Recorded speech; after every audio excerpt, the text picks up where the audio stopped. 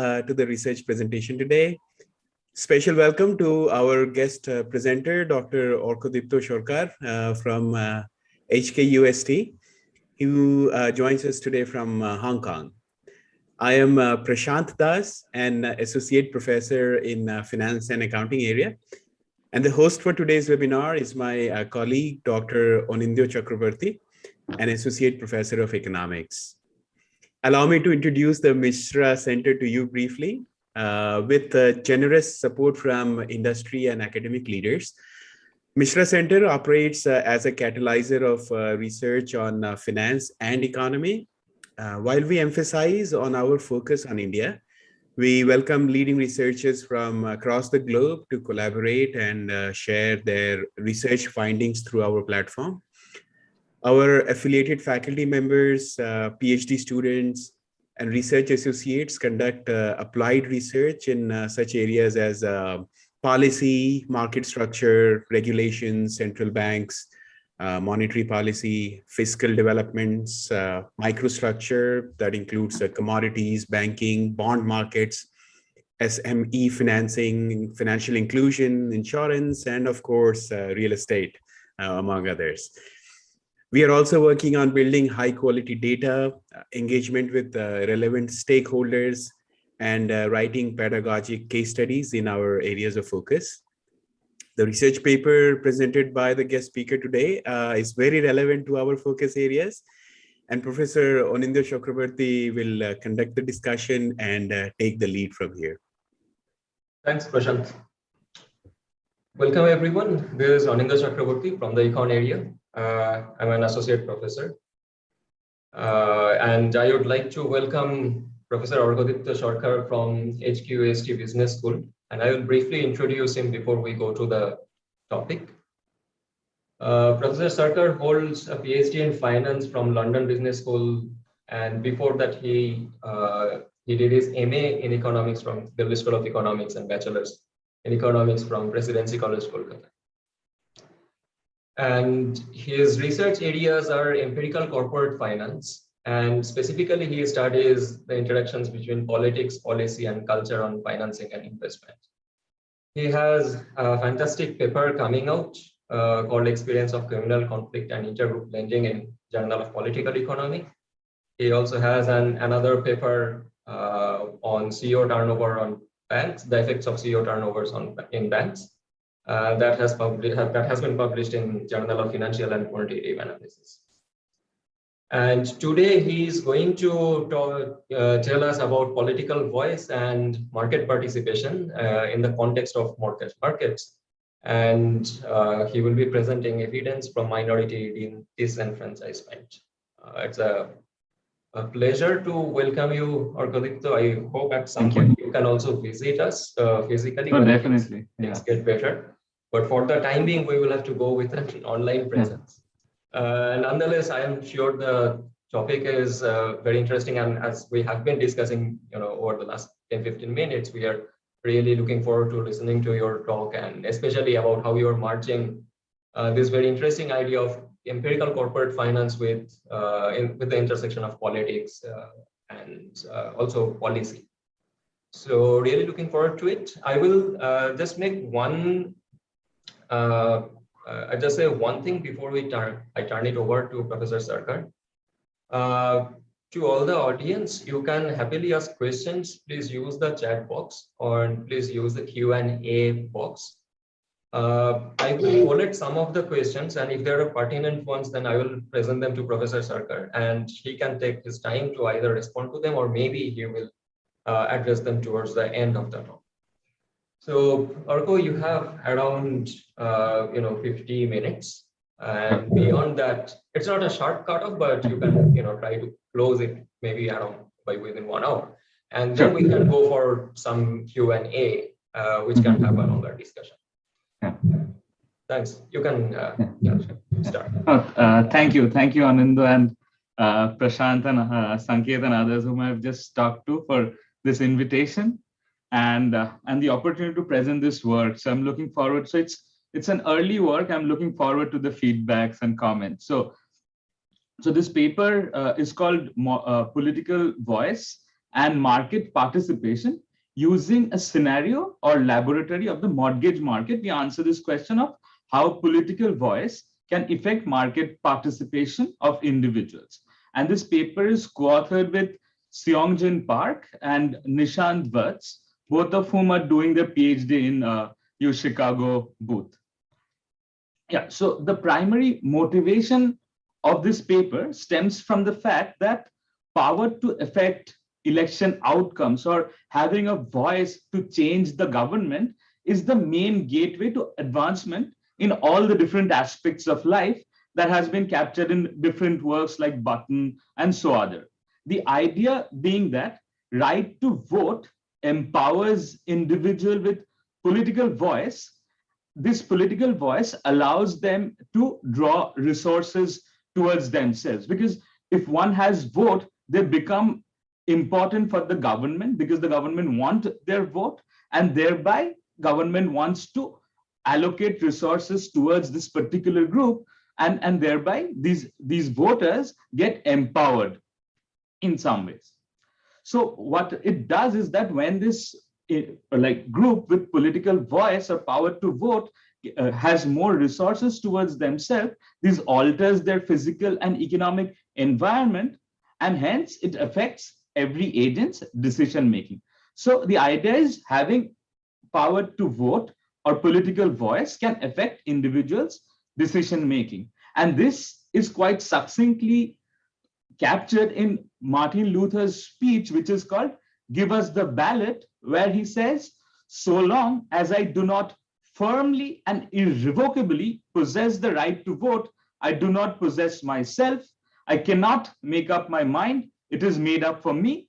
I cannot live as a democratic citizen, observing the laws I help to enact. I can only submit to the edicit of others."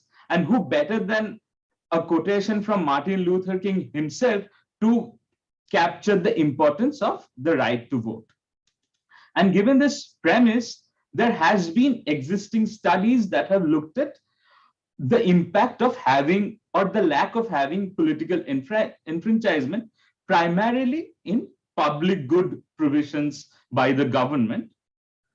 However, microeconomic evidence of the relationship that is tying enfranchisement and the decision making by individuals is quite limited.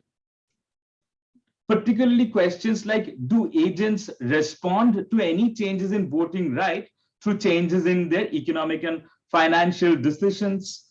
Can exclusion in the voting process results in exclusion from any financial market or otherwise? To what extent can the difference in voting right across groups can lead to inequality across groups? And finally, what are the mechanisms through which voting process can impact this and can impact inequality? So this paper is an attempt to shed light on at least some of these questions, because understanding the effect of changes in voting right has policy relevance and almost always a very immediate policy relevance. Now, what do I do in this particular paper? We provide empirical evidence on the link between electoral disenfranchisement and economic decision making by individuals. So we provide evidences that what happens when individuals lose their disenfranchisement. How does that affect their decision making? We use 2013 Dilution of Voting Right Act as exogenous variation in voting rights of individuals, primarily the minorities in the US. So there was voting rights that was granted to US post 1965, which got diluted in 2013, that I'll go ahead and talk about in much more detail. So we use that as exogenous variation in rights to vote. And following this dilution, we show reduction in mortgage origination of Black Americans. We find that the results are due to decrease in mortgage market participation. That is, we show that there is a reduction in loan application. So any form of reduction in the mortgage origination can either be individuals applying less, or they're being cut off from the credit market, that there is lack of access to credit. So what we see is that it is coming due to lack of participation, because we see that there is reduction in the application in itself. We do not find any significant change in denial rate by the loan officers or the mortgage providers. This leads us to our finding that possibly the effect is coming out of individuals self-selecting out of the mortgage market. Now, this can be either directly, which is because Voting Rights Act or lack of political voice could affect individuals' income, could increase the uncertainty of their cash flow, can lead to higher violence and so on. That could either be a direct effect, which increases their borrowing constraint, or it can be a pre-effect. And what I mean by pre-effect is that groups who think that they have lost their political voice might feel that they are going to be discriminated in the mortgage market going ahead, and they already self-select themselves out of the market, thinking that they might be rejected when they apply, and application is not necessarily costless. Rejection is not necessarily costless. And finally, we find a flight in demand of mortgages by the Black Americans towards small community lenders, which particularly cater to Black borrowers. Yeah, so these we call as Black lenders. So we see a migration from more traditional banks by this particular group, which were more affected by the loss of voting rights, towards a certain smaller community banks or Black lenders. Now, why do we choose this setting to answer the question? And that is because our primary objective of the paper is to understand the relationship between enfranchisement and economic decision-making of individuals. Now, home purchases provides a natural setup for the empirical investigation, right? Because it is one of the major decisions that an individual makes over their lifetime. So home purchases are one of the most important economic choice. So if one has to study how enfranchisement affects economic decision making, home purchase becomes a natural setup to do that, because it is one of the most lump sum and important decision of the household, and this has been highlighted in prior works by Raj Chetty and others.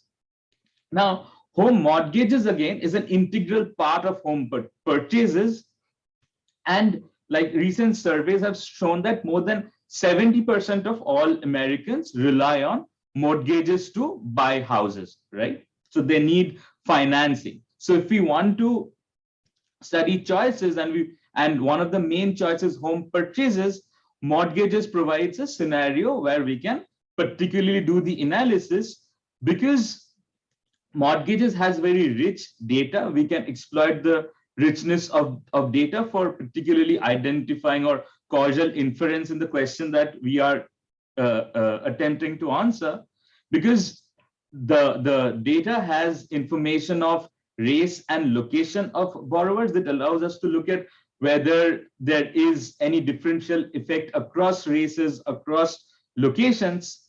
We can track a mortgage from application to their origination or rejection, so we can know whether an individual, whether they are themselves not applying or they are being denied at the point in origination. So this is also allowed by the mortgage setup.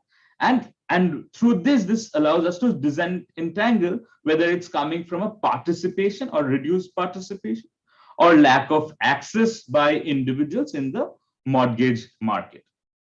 So this is the setup that we use. And finally, like Charles and Hurst suggest that racial gap in home ownership can potentially be explained by difference in mortgage application propensities. And this provides a further support that difference in home purchases or home ownership can quite highly be explained by home mortgages, and provides a justification of using mortgage market as a setup to identify our question. Now, how can potentially disenfranchisement affect mortgage origination, right? So this is a very standard sequence of events through which a potential home buyer goes and buys a home, right? So she applies for home, So either she applies or she doesn't apply. So if she doesn't apply, she doesn't have a home. If she applies, she's either accepted or rejected. If she's rejected, she ends up not having a home. Or if she's accepted, she becomes a homeowner. Now, how can disenfranchisement affect it?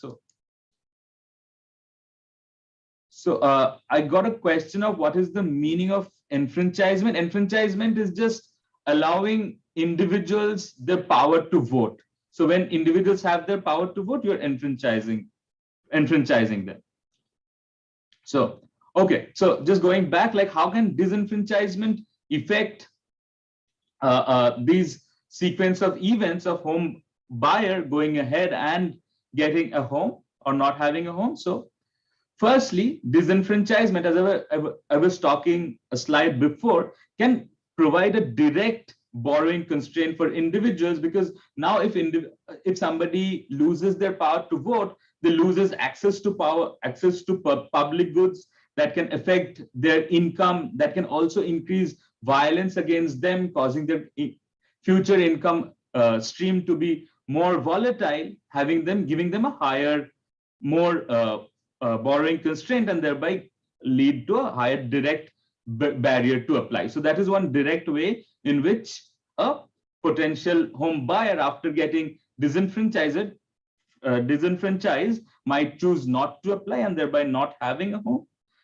The second link could be a fear of rejection. That is, when I go to apply, I might fear that I would be rejected. Rejection being a costly event might already make us not to apply for a loan. So that is causing us already to self-select out of the market. So these are the two ways in which disenfranchisement can potentially affect the mortgage origination. And finally, there could be a direct migration, right? There could be disenfranchisement in an area. People might lose their political voice, and that can cause them to migrate in some other areas, and they'll not apply for loan in this particular area. So there are these three channels, two of which are particularly coming from disenfranchisement. One is a direct migration channel, which can lead to reduction in home purchases or applying of mortgage loans. Marco, can I ask a quick question? Sure. I was just wondering that whether the reason for disenfranchisement can be correlated with lower probability of acceptance as well. Because okay, sure. I'll go ahead and show that I particularly use an exogenous law, which is the Voting Right Act and the repeal of that. So I'll go ahead and argue that this law was exogenous in some way. So when I come to that, let me know whether this kind of addresses your point. Yeah. Okay, so for the remainder of this talk, the overview that I have in mind is, first I'll lay down some stylized motivating fact for this analysis. Next, I'll go ahead and talk about the institutional details, particularly the Voting Rights Act. Then thereby I'll talk about the empirical strategy, the baseline results, and some mechanism. Following by I'll highlight the importance of Black lenders before I conclude the talk. So there's a question that, could this also act through gentrification? This could lead to reduced benefits from homeownership.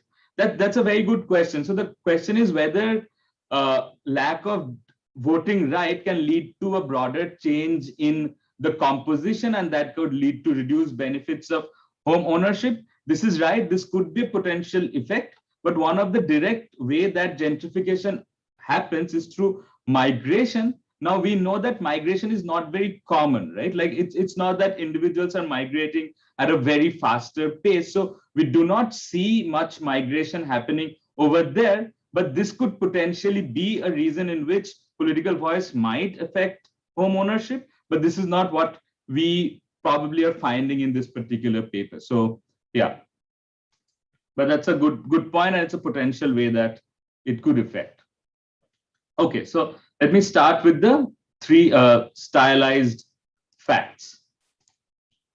So the first fact that I wanted to highlight is that there exists a racial home ownership gap, and this is not a new fact, and there has been a lot of studies that there exists a significant home ownership gap between white and black individuals, and there are roughly 30% home ownership gap. And if we look at the proportion of owner-occupied homes and correlate that with the proportion of black in a particular area, we see that there is a negative correlation. That is, in the areas that have a higher black population, more individuals are staying in rented apartments. They're not occupying house. And if we divide this correlation between the sample of 2008 to 12, which is our pre-period, and 2013 to 17, which is our post-period. And what I mean by post-period is the period after the Voting Right Act was diluted, that is, individuals have lost their political voice. Then I see that the effect, the negative correlation is much stronger after the post-period. Now, this is the first thing which shows that there exists a homeownership gap. Now, the second fact that I wanted to highlight is whether there is any relationship between homeownership gap and voting voting behavior in any way. So we wanted to see in a more stylized way if there any correlation between the gap that we just saw and the cost of voting. So what we do is we first plot the cost of voting index. So this is just an index to show how costly is it for individuals to go ahead and cast their vote, probably because there is not enough voting booths in their locality. That leads to a lot of queues, and that increases their waiting time. So that can be a lot of costs of going ahead and voting. And these are several different other such things leads to this measure of cost of voting index. And we see a positive relation between cost of voting index and racial home ownership gap. That is, places that have higher cost of voting, that where voting is more difficult, we have a higher gap between white and black home ownership. Now, if we correlate the degree to which cost of voting index can impact the racial home ownership gap, that is the R square of cost of voting index and home ownership gap for each state, we find that the R square is much higher for the southern states in US, typically the states which has a history of discrimination against the black borrowers. And this is reflected in a kind of a downward or a negative relationship between R square and the racial harmony. That is, places that have the least racial harmony, that place has a higher power, or in that place, cost of voting index has a higher explanatory power of home ownership gap. So this is the second style. Surprised about Massachusetts is typically thought of to be one of the most liberal states, right? Right. But that also features pretty highly in this. Right. But you can see like it's a broader trend that I'm just plotting. Right. Probably there could exist like one or two states which are outliers or which doesn't follow the trend. But yeah, this is like a broad stylized pattern that I just wanted to highlight. Yeah. But yeah, you're right. There would exist some of these states which is not following exactly this pattern. But you can see over here, like Massachusetts, it's kind of one of the outlier in the trend. Interestingly, California has the lowest. So that's sort of flexible. But yeah, I understand your broader point. Yeah. So these again, like this would not be a part of my identification or anything. This is just a motivating thought that how cost of voting or how difficult it is to vote is kind of affecting the home ownership gap. And for example, in Massachusetts, we see that the racial harmony is quite high, as you were saying, and the R square is also relatively higher in some ways. It's not exactly following the pattern that you have meant. So you're exactly right in what your premise was. Yes, has a follow-up question. And many inland states too. So I guess rhetorically it broadly fits the narrative.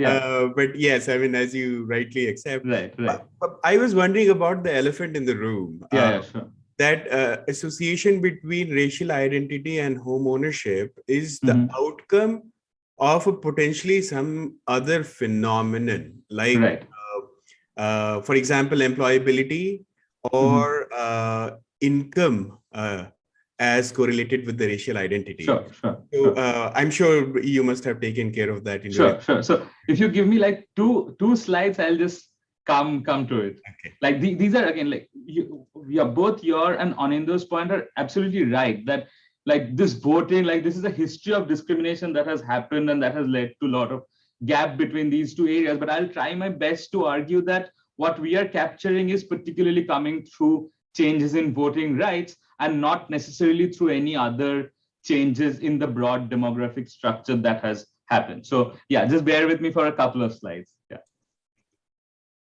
So yeah, and this is what, and the final fact that I wanted to highlight is Black Americans are more reliant on mortgages to buy a home.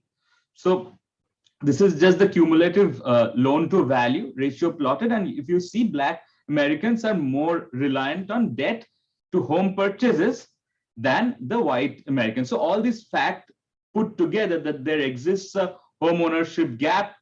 It is really like home ownership gap in some way broadly shows a relationship with cost of voting, and home ownership is a lot reliant on mortgages, and this reliant is particularly more salient for Black borrowers. These three facts taken together provides the motivation of the studies. Now, as all of you have said, like these three facts are motivating and only suggestive, right? So when we want to study the question of what is the effect of cost of voting on mortgage market participation, we have several empirical challenges. And before that, let me just see some questions. So there was a question of, can you explain R-square state? So these are just the explanatory power within the state of how much the cost of voting index can explain the racial gap. So it's just very simple regression of the homeownership gap and the cost of voting for each state, and how much explanatory power does cost of voting has, which is measured by the R-square. And we say that it's more in some of the states. Yeah, so now like just to give you what are the main empirical challenges, and as you were saying, first challenge is we need an exogenous variation in the cost of voting, right? Because in general, if you look at a steady state, difference in cost of voting would be a function of various racial features or racial characteristics that has developed over the generation. So what we use as a solution is we use the repeal of a particular right, a particular act called Voting Rights Act, which had been provided in 1965. And then this act got diluted in 2013. So we use this as an exogenous shock to the cost of voting and see how the patterns changed before this shock versus after this shock. So any kind of difference that would exist would kind of be a steady state difference, which is differencing out when you're looking at the after this shock versus before the shock. The second challenge is how do you compare? You need to find a comparable counterfactual, right? If this would have been a pan-US reform, one could say that, okay, it's time varying and you just don't have a counterfactual with which what would be if there would not be, if the VRA would not be repealed. So what we would do is the VRA had a selective benefit that different places had, and we'll restrict our analysis to border county pairs. So we will restrict the analysis to the counties which bordered to each other. One county had a protection through VRA, the other county did not have a protection through VRA, and post the repeal of VRA, the county that had protection lost its protection, while the other county, there was no change. So this would be our control and treatment groups. And given that we are looking at two bordering counties, it would mean that many of the geographical features are largely similar across these two counties. And finally, we need to disentangle, we don't need to, but we want to disentangle participation versus access. And this and the data on application as well as origination kind of allows us to do that. I'll just take a step back and ask, like, Anindya and Prashant, does that kind of answer the things that you had in mind, that whether it's speaking about the broad racial gap or something? Yes, it does. So long as VRA is Exogenous. purely exogenous. Sure. But some of it could have been in reaction to, let's say, I mean, I'm just arguing for the sake of an academic argument. VRA might have been at least slightly endogenous as a reaction to, let's say, growth of Black population in certain area, or disparity in certain as well. So what I'll go ahead and argue is that there was one particular county which had like challenged this law, and given that there is a system of precedence in US, this led to the law being applied to all the other counties. So it was largely exogenous to most of the counties. And yeah, this will be just the next slide that I'll be talking about. So, now let me talk briefly about the Voting Rights Act. So the Voting Rights Act in 1965, the growing racial disparity in US led to the emergence of American Civil Rights Act, and this voting right was enacted. Now, Voting Rights Act allowed all individuals to vote. So Section 2 of VRA eliminated all sorts of voting restrictions. And there was a Section 5 of VRA, which empowered federal authorities with oversight powers to protect minorities' right to vote. So what used to happen was different states had the power to put different restrictions. And what Section 5 said is that if any state wanted to put a restriction, they need a pre-clearance from the federal authority. So if any state wanted to change any law, it required a federal pre-clearance. So if somebody wants to put a discriminatory law, federal government most likely did not allow that law to be passed. So just to quote President Lyndon Johnson, who was the president during 1965, and is in one of his discussions with his attorney general, he said that he wanted the goddamnest, toughest Voting Rights Act to protect the right of the minorities, particularly to allow them for all the voting rights. Now, what happened in 2013 was that US Supreme Court ruled Section 5 of this law to be unconstitutional. This was particularly a case of Shelby County versus Holder case, which was filed to the Supreme Court, and they challenged this law. And in just a 5-4 ruling, it was not like a complete unanimous majority passed this law. In just a 5-4 ruling among the judges, this particular rule was made unconstitutional. So Section 5 of this particular act was made unconstitutional. So now the state authorities didn't need any pre-clearance of the federal government to impose any potential restriction that they wanted. And again, like after this Section 5 was deemed unconstitutional, Justice Ruth Bader Ginsburg, who is one of the more popular female judges in US, who also dissented in this judgment, said that throwing out pre-clearance is the Section 5, throwing out pre-clearance when it has worked and is continuing to work to stop discriminatory changes is like throwing away your umbrella in a rainstorm because you're not getting wet, right? So it's not that everything was hunky-dory and that is why you're just removing it. It's probably just because you are under an umbrella and you're not getting wet and you're thinking that there is no rain at all. And that is what Justice Ruth Bader Ginsburg had laid out in her dissenting judgment. So this is the broader context of the VRA Act that we are going to use in this paper. So, Orko, a quick question. In that case, wouldn't there be kind of an anticipation effect? Because clearly then there would be, counties which would be expecting this to be repealed. Now, post whether that will be satisfied or not is a separate story, but there can be an anticipation effect, right? So it's not Right. So if you see that there was just a 5-4 ruling, so it was not like a complete unanimous ruling that had happened, and at least in my understanding and reading, there was not a very widespread expectation that it would be ruled out completely, and that is quite reflected in the voting margin between the judges in the way that it got repealed. And in my analysis, I'll show the existence of whether there was any differential or earlier expectations before the law got repealed. Yes, Prashant.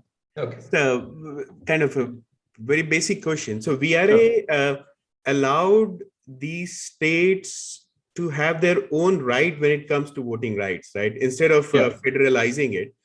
Were there any states in your knowledge that actually went ahead and made changes? I'll go ahead and say, like, what VRA did was it didn't allow states to make arbitrary changes.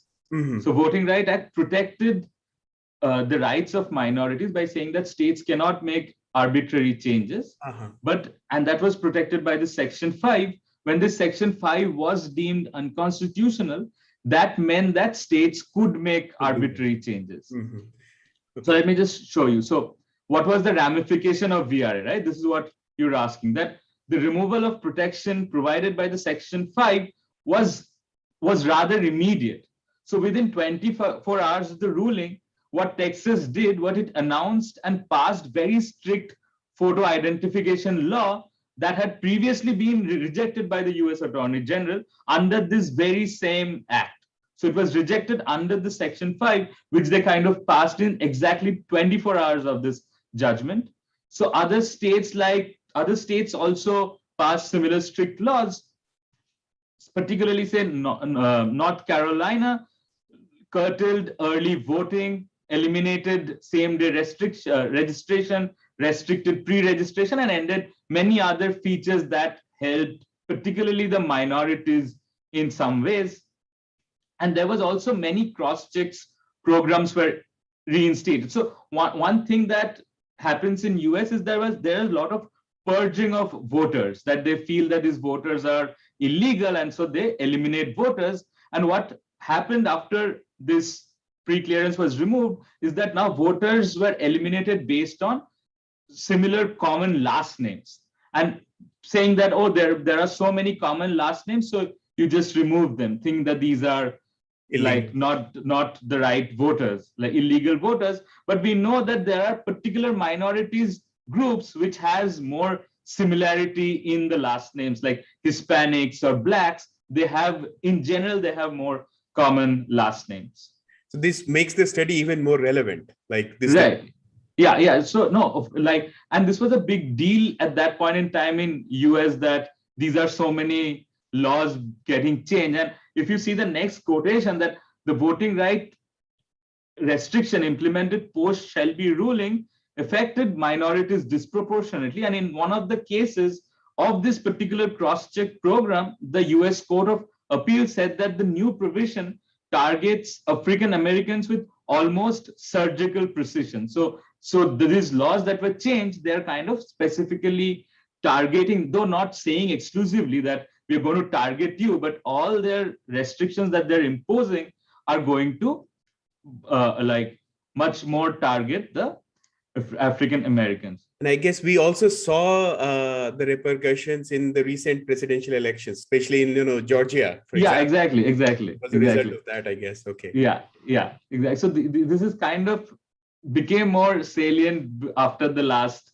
elections and so on. So empowered certain sections of the society to speak more and be more vocal. Right. Okay, so let's take up one question, which I guess is important. And Orko, you have after that maybe around 25 minutes. So. Sure. So there is a question that, so the section of pre-clearance was removed in the name of purging of voters. It was not removed in the name of purging of voters. It was removed as a result of a case filed by the Shelby County. And after it was removed, then these all laws came into effect, like states started putting in place all these different kinds of rules and restrictions.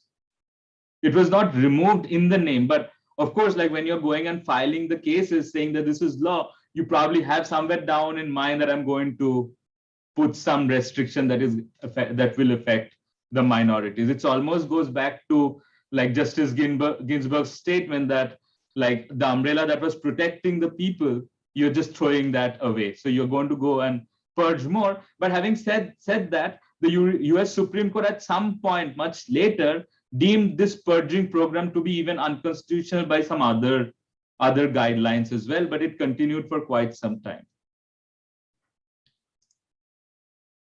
Okay, so let's go ahead and let me show you how salient was the repeal of VRA was. So I like VRA had different protection for different counties. So I call the counties that were protected as covered counties and counties that were not protected as not covered counties. And the first one just shows the Google trend of words related to Voting Rights Act around the 2013 when this law was in the cases, and we see that the average index or the propensity to search is much higher in the covered counties that had the fear of losing, while it's much lower in the counties that were not covered. Similarly, if we look at number of voters that got purged from 2008 to from 12 to 16 federal elections compared to 2008 to 12, so this left block looks at not covered counties, and we say that, if we see that the purging, the number of voters that were purged or thrown out of the electoral rolls were same during the blue bar, which is 2008 to 12 federal election, that is the election that happened before the VRA was removed, compared to 2012 to 16, which is after the VRA was removed. So there is no difference in purging in the counties that were not covered. However, in the counties that were covered, there's a sharp rise in the number of voters that were purged out of their electoral system, making it sense that this had actual impact, like actual people were thrown out more, particularly in the covered counties.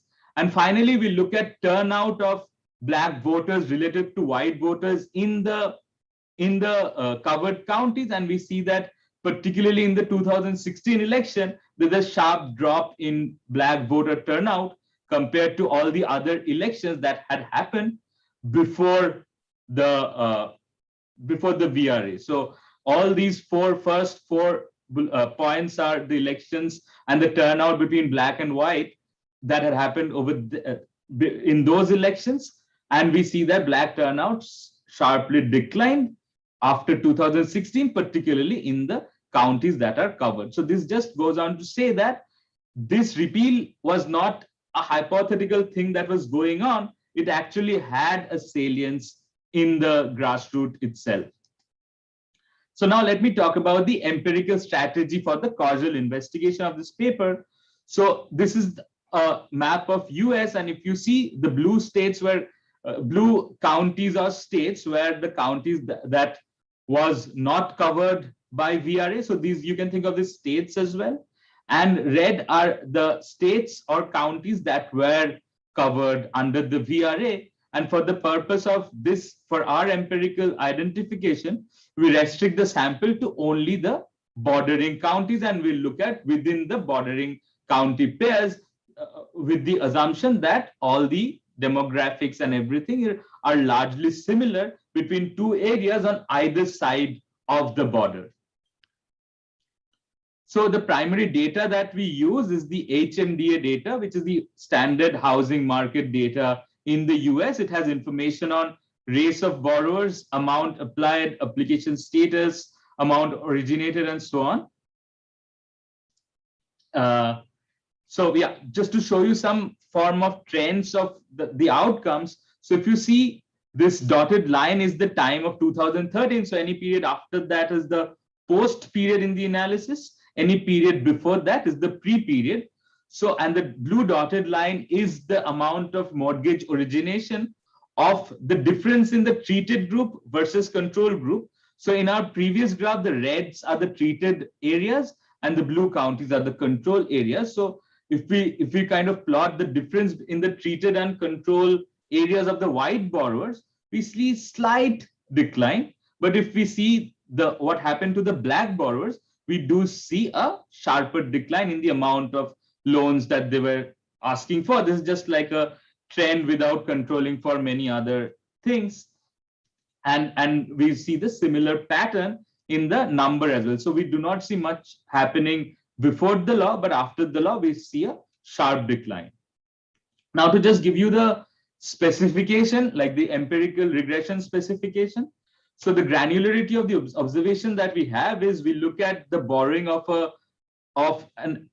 the aggregated borrowing of race R in a county C in a time T, and our baseline specification, which is where the left-hand side variable will take the amount of mortgages, the number of mortgages, so on and so forth.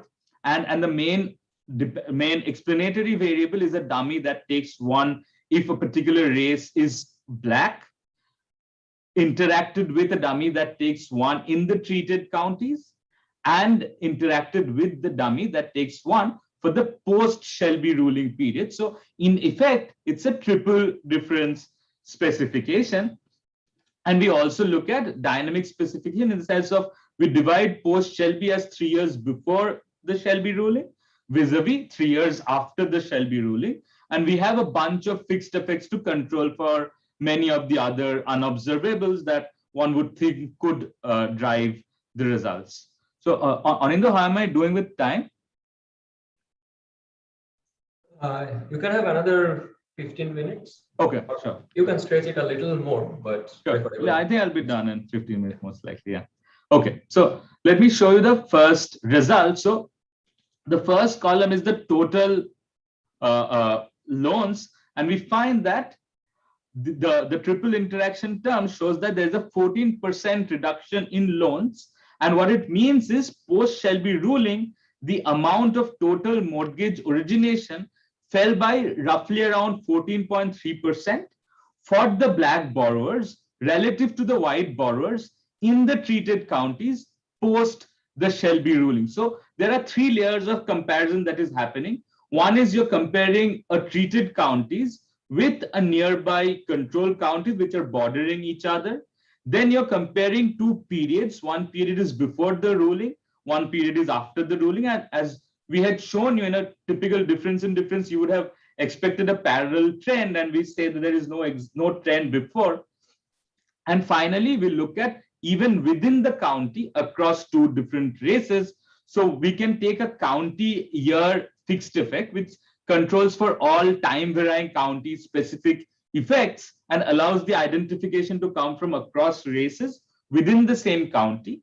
Then we have county times race fixed effect, which allows the identification to come from 2 borrowers of the same race, but they belong to 2 different counties. And finally, we control for race year fixed effect that tells you if there are any particular other policies that has been targeted over the years broadly across the country for a particular race. So if you're thinking of something like, say, Black Lives Matter or any other things which are targeted to the entire country, that is taken care of because race time years allows the identification to come from variation across the treated and control counties of the same race. So you can control for any particular changes in the racial characteristics across the countries in general and characteristics across 2 neighboring counties in particular. So this is what we see happens with the mortgage origination. Next, we say that whether there was anything going on before the law, we do not find any particular trend happening before the law was passed, but we see a sharp decline in the loan amount after the law was repealed. So we do see a slow but a steady decline in the mortgage over time of the black borrower. So it's just the same regression specification, but now you're plotting each coefficients over time. Yes, Prashant. Just thinking aloud, like if there is a concern that this was perhaps because lower employment opportunities to blacks after this event, then that would be captured in your time control, right? So no, what we're saying what you're saying could be one of the mechanisms that is driving our results, and we'll go ahead and show that if your expectation of income is going down, that is a potential mechanism through which you would now lead to loss of like less borrowing or less participation in the mortgage market. So we actually don't want to control for it. We want to control if there is a general pattern of income changes that is happening anything but the VRA. But if VRA is leading to reduction in income, that could be a potential mechanism. And we say that seems to be one of the mechanisms that is driving the result, because employment, as I will show, is actually going down a bit. Yeah, because as a policymaker, one would be concerned about where to intervene. So is it the lenders that need intervention, or is it the employers? Or so what we find is that lenders are not particularly creating any problem. It is the borrowers that are self-selecting outside. Now, whether it's coming from the lenders stopping them, which we do see is in somewhat is happening, but there are also other factors. There are, as I'll go ahead and show, there is increasing in hate crimes towards a particular group, which makes their income as well as their property itself more risky. Then there are some other things also have their kind of more, their future is becoming more uncertain. So there is sort of a diversification towards a riskless portfolio, as I'll go ahead and show. Do you have access to the credit score data, at least at aggregate level here? No, unfortunately, Hmda doesn't provide. Hmda doesn't, yeah. Hmda doesn't. We are trying to see if we can have a broad control for credit scores. But what we do in one of the robustness checks is we look at very subsamples of income, subsamples of gender, subsamples of like other characteristics. And we do find the results kind of similar, at least qualitatively, across all these subsamples. Because I was also wondering, how could the lending sector, which has always been scrutinized very heavily on discrimination, could exonerate itself? So, for example, if you include credit score and loan to value ratio as controls model, that is one way to kind of decipher whether it is the lenders or is it the overall economy. But you're absolutely right. We at least if the lenders would have done so, we would have seen some effect in the decline, like the mortgage that has been declined. Or so we do not find anything of that. So I'll just talk about that. So okay, this is very interesting. This is very nice. Okay. So the question is now, what explains the decline in mortgage, right? Is it participation? And we look at participation through the application rate and not just through origination. And we do see that participation or application itself is going down. There's roughly around 16% reduction in application, both in amount as well as in number of applicants. So these, again, like as before, are controlling for all those fixed effects and doing the analysis under those stringent specification. And again, to show you some pre and post analysis, we do not see any particular effect before the VRA was repealed, but we see again a decline in applications per se, not necessarily originations, but applications after this law was passed. So we are seeing that individuals are just stopping to apply. It's not that they're applying and getting less loans, which the next table will show. We are now seeing whether there is any denial rate. We do not find any effect in the denial rate per se, saying that it is not particularly, or at least it doesn't seem to come from reduction in access to credit, that everybody is applying as much, but borrowers are just going ahead and reducing the amount that they are giving out as a loan. So it doesn't seem to come from reduction in supply. However, we are not saying that there is no supply effect as well. It could be that borrowers are anticipating that they might be rejected and they're self-selecting out, and that we think is something that potentially is going ahead. What we are saying that we do not see ex post there is any supply side factor that is happening, but a potential threat of reduction in supply could already drive the borrowers out. Now we do a bunch of robustness tests. I don't think I'll have time to go through all these robustness checks, but I just wanted to mention one thing, that we do find similar results for other group of minorities, like say Hispanics, who also suffer from similar impact when this voting right was repealed. So we find that Hispanics are also getting affected. Yeah, but other than that, we do a lot of test to rule out whether the results are driven by spuriousness. We kind of change the treatment and control a bit to see the results, or whether it's particularly driven by a particular gender, and we do not see any effect over there. So yeah, so there's a question that what is the reason for non-applying loans, and that's exactly the next slide. So it's a good segue for me to talk about the mechanism. So first is whether it could be that they're reducing because of reduced income, right? As Prashant was also pointing out a couple of minutes back, that they could have lower employment, lower wages, and that is what we find, that at least in new hires, for the new hires, there is lower new hires after the repeal of VRA, particularly for Black. And if we see that an area has a high amount of Black population, if we aggregate employment in those counties, we see that places that have higher Black population, their potential to be employed is going down after the VRA. So this could potentially be, or racial wage gap could potentially be one of the channels. The next is, it could be that their entire stream of cash flow, their income cash flow, is becoming more volatile, and this would be manifest. So we do not have any proxy for exactly estimating what is the volatility happening, but we follow the literature and say that if the cash flow stream or the income stream is more volatile, there will be reduction in risky assets and a increase in risk-free assets. And that is what we find, that there is a reallocation from risky to risk-free, saying that there could potentially be uncertainty in income as well. And finally, we look at prevalence of hate crimes. And we do see that after the repeal of VRA, or after the shock, we do not have exactly hate crimes. Like, of course, like hate crimes are targeted towards Black. So now we cannot look at Black and white separately. So we look at just the treated counties versus control counties, and before and after. So instead of triple different specification, now it's a difference in different specification.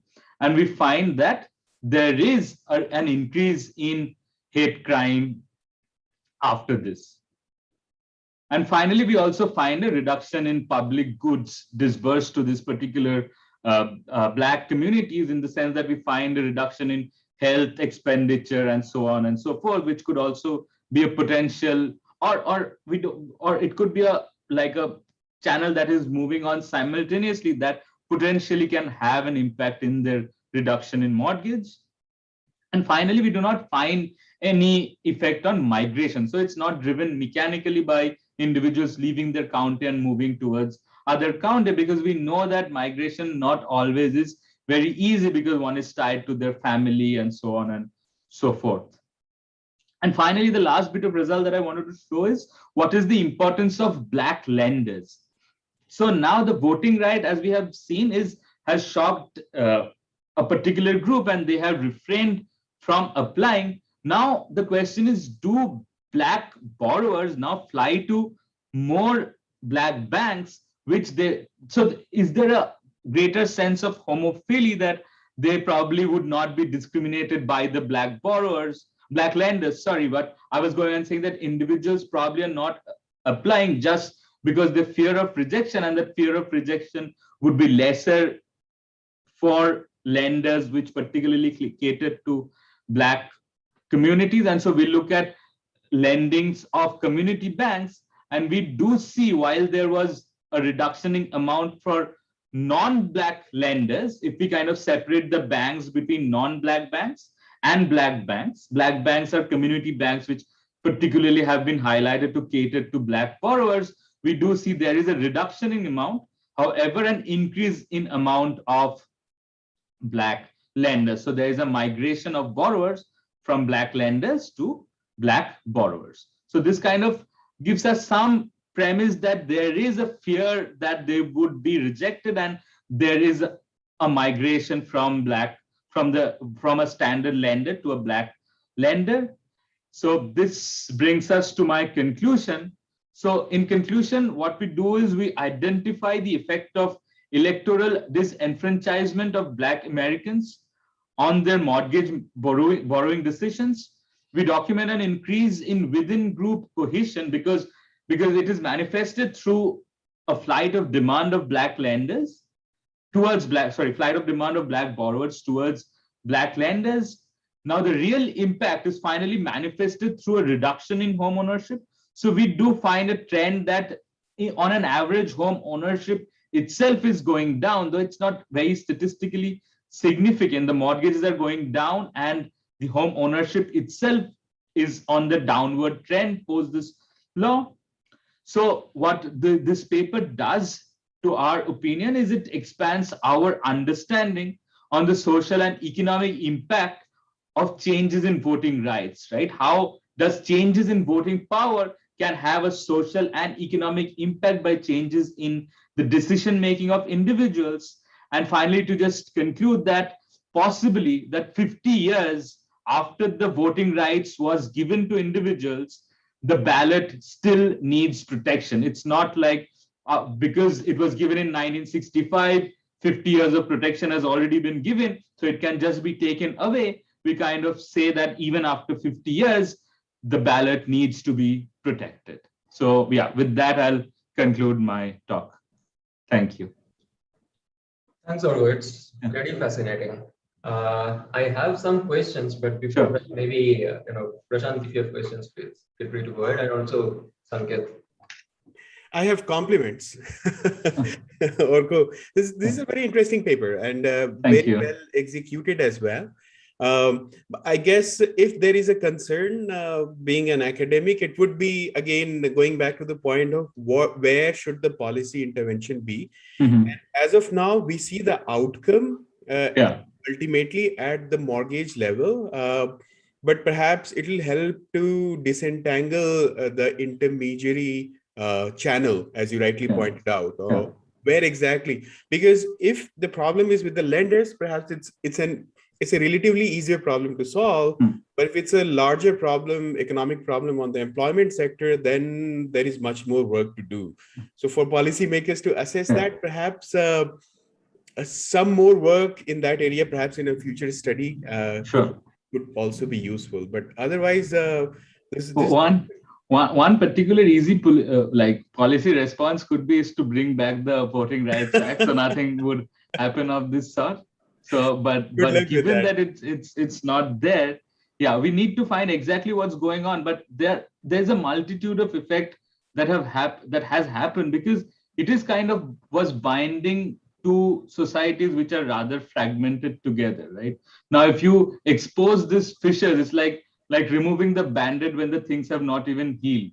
So there are multiple things that are coming on and affecting. But you're definitely right. Like, given that this law is not there, if that is the reality, where exactly the attention should be focused more, that should be like an interesting question to ask in itself. Yeah, definitely. But thank you for your comment.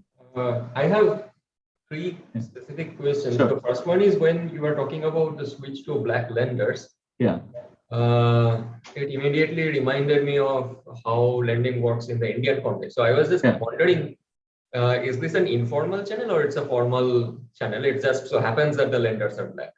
No, it's a formal channel. So there are small community banks in US which caters to particular, like the way that we say is that if in their portfolio, there's a huge share of black banks, and they have also been classified as community borrowers. So there are some of these banks. Let me just show you.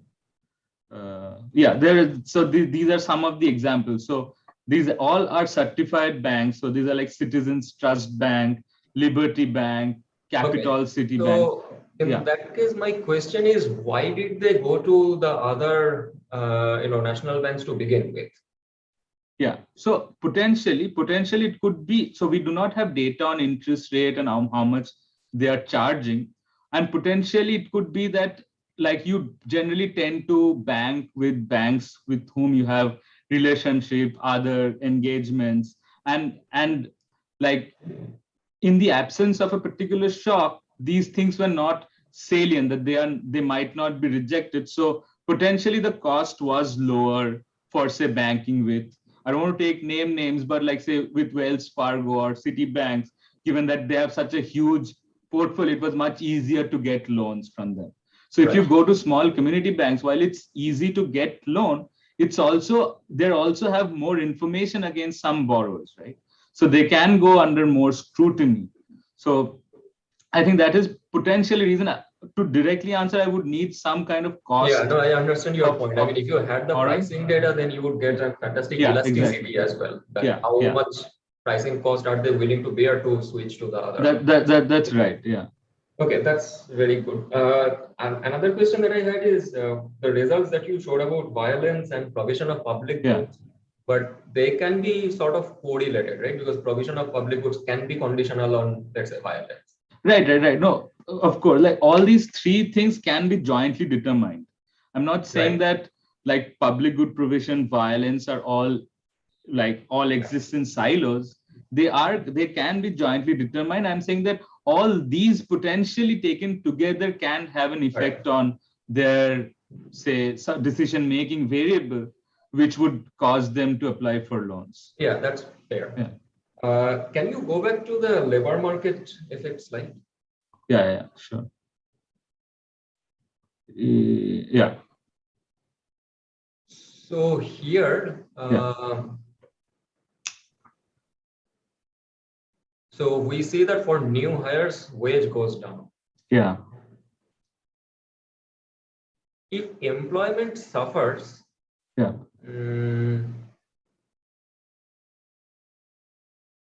I'm just trying to square it that if wage goes down, then is it the fact that like people are getting more interested in this kind of jobs, so therefore employment drops? Just to be clear, it's not, I think it's like problem of my disposition way of showing it, it's wage bill. So it's not like wage, like the wage itself is going, it's because I don't have individual wage data. It's like in collection, what is the wage bill in a particular county? Or so it can be extensive margin as well. Yeah, it can be extensive margin as well. So if wage goes down in some ways, there will be more people coming on that could be driving like that. That could only, downward bias our estimate because some new people are potentially coming in. Yeah, but we do not report it here, but we do have some results on just employment itself and probability of being employed, particularly in the government sector, which also kind of goes down. But yeah, this to be clear, it's wage bill. No, I mean, this is an enormous amount of work that has gone into it. I'm just wondering whether this itself should be another different paper or right. So how it has an effect on. Right. No, to be honest, there is some work which have shown how wages changed post the introduction of VRA in 1965. I see.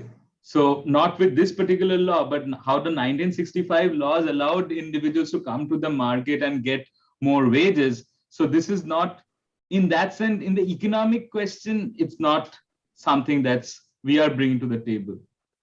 For the mechanism, this is an interesting thing that is going on, and there's no other paper which have shown it after it was repealed.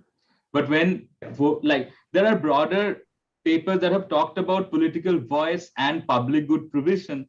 And if you think of providing employment is a public good provision, so in some sense, this is what one would potentially expect. But yeah, I take your point as a compliment. Yeah, sure. Right. Yeah. I think Professor Venkatesh Pancha is also here. So Venkatesh, would you like to unmute yourself and ask your question, or? Yeah. Hey, sorry, I can't turn on my video. Can you guys hear me? Sure. Yeah. No, I was just thinking about whether you have age of the borrowers. I'm assuming that information can also help. Yeah, we have the age. So in one of the robustness checks, we do group borrowers based on age deciles and run the regression of every deciles of age, or specifically we take age decile cross race cross time fixed effects, such that the comparison comes within the deciles of age. We do not take age directly as a control because all our observations are collapsed at the race level, because we just do not want to inflate the observation to artificially increase the power of our statistical tests. Yeah, I get that, but my hypothesis is slightly different. Yeah. See, my assumption is that the older blacks Yeah. have a longer history of all these victimization, right? So they would interpret the law differently compared to the younger blacks. Yeah. So if you have age directly as a control, in which case you could see whether there is a difference in the way the older blacks stop borrowing against or taking up a mortgage versus the younger blacks.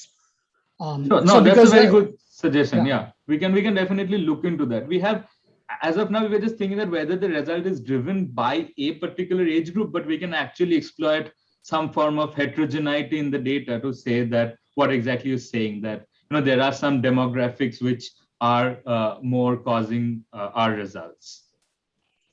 Yeah. No, right. Thank you for the suggestion. Yeah. Yeah. Thank you. Yeah, so on the same lines, adding to what Venki said, that age is a source of heterogeneity, but in a county, the type of economic activity, the type of employment that could also lead to that, because people in certain segments would be more sensitive to certain segments of employment would be more sensitive to discriminatory practices than some others. Yeah. Right. We can. The problem is that we have done some analysis with, so the lowest granularity that you can get the data in is census tract, which is slightly smaller than county, but a lot of employment heterogeneities are unlikely to be observed at the census tract. So while we have some broader categories of, say, like permanent worker or temporary or something of that sort, we can look into that category. The only point that we want to highlight is, unless and until there is a very different trend in employment post and pre this thing, it should be taken care of by our fixed effects. So, but your point is well taken, that whether there is a shift in employment in itself that is happening and that is causing it, but it seems that just the general trend of employment in a particular county is not the driving factor, because we are comparing within the county even across different races. But again, like there could be different employment pattern in races as well. But the idea of looking at bordering counties is to say that there exists kind of similar kind of environment or geography in the two bordering counties. So just a suggestion then, given your competencies in GIS, so even if the granularity is not as high, the ArcGIS does that job. With the points, it can kind of take care of data from different counties. Right. So perhaps there is a way around limitation, if not perfect.